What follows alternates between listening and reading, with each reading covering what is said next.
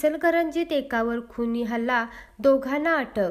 इचलकरंजी येथील नरिवेश नाका परिसरात मद्यपान करण्याच्या कारणावरून झालेल्या वादातून कोयत्याने हल्ला करत एकाचा जीव मारण्याचा प्रयत्न केल्याची घटना नरिवेश नाका परिसरात घडली। या घटनेत आकाश राजू सासने वय वर्ष 24 राहणार नरिवेश नाका इचलकरंजी हा गंभीर जखमी झाला असून त्याला उपचारासाठी सांगली सिव्हिल रुग्णालयात दाखल करण्यात आले आहे। या प्रकरणी पोलीस रेकॉर्डवरील एकासह दोघांच्या विरोधात शिवाजीनगर पोलीस ठाण्यात गुन्हा दाखल झाला आहे। या प्रकरणी पोलिसांनी दोघांना ताब्यात घेतले।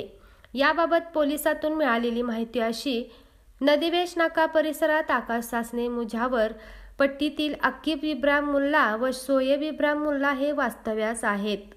मद्यपान करण्यावरून 4 दिवसांपूर्वी त्यांच्यात वाद झाला होता।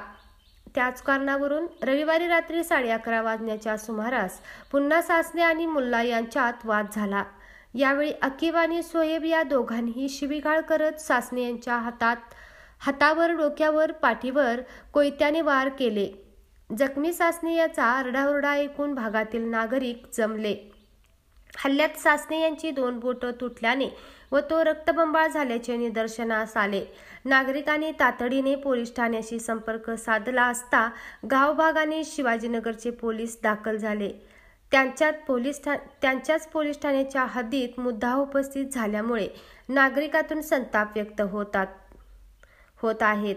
अखेर जखमी आकाश सासने याला इंदिरा गांधी सामान्य रुग्णालयात दाखल करण्यात आले, मात्र त्याची प्रकृती गंभीर झाल्याने सांगली सिव्हिल रुग्णालयात हलवण्यात आले।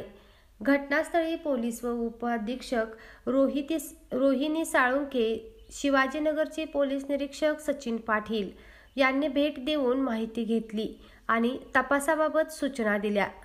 या प्रकरणी गजानन राजू सासने यांच्या फिर्यादीनुसार अकीब मुल्ला आणि शोएब मुल्ला या दोघांच्या विरोधात गुन्हा दाखल झाला आहे। यापैकी अकीब मुल्ला हा पोलीस रेकॉर्डवरील गुन्हेगार आहे।